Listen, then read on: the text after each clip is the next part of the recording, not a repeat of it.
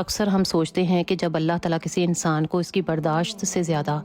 اس کو نہیں آزماتا اور اس کی سخت سے زیادہ اس پر بوجھ بھی نہیں ڈالتا، تو پھر اکثر ایسے لمحات ہماری زندگی میں پریشانیاں، تکلیفیں، بیماریاں کیوں آتی ہیں؟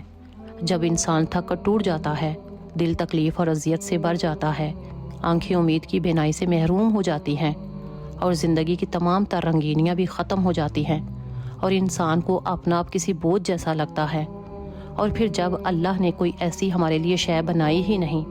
تو وہ کیوں ہمیں اس چاہت میں مبتلا کرتا ہے؟ تو بہت سے سوال ہمارے ذہن میں ہوتے ہیں، تو چلیں میں آج آپ کو بتاتی ہوں۔ تو دیکھیں کہ اللہ تعالیٰ اپنے خاص بندوں کو الگ کر لینا چاہتا ہوتا ہے دوسروں سے۔ وہ دیکھنا چاہتا ہے کہ کون اس کی محبت میں صبر کے آخری پیمانے تک پہنچ پاتا ہے، کون اس کی سخت اذیت اور تکلیف میں بھی اس کی رسی کو مضبوطی سے تھامے رکھتا ہے،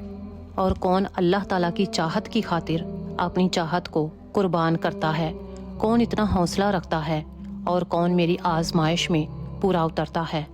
اور پھر جو لوگ اپنے رب کی چاہت کے لیے اپنی چاہت کو قربان کر دیتے ہیں تو اللہ تعالیٰ انہیں ان کی تکلیفوں، اذیتوں اور قربانیوں کے بدلے میں ایسا بہترین صلہ عطا فرماتا ہے کہ انسان ساری زندگی اللہ تعالیٰ کے احسان کا شکر گزار رہتا ہے۔ پھر جتنی بڑی قربانی اتنا ہی بہترین صلہ، کیونکہ اللہ تعالیٰ اپنے اوپر کوئی بھی احسان نہیں رکھتا۔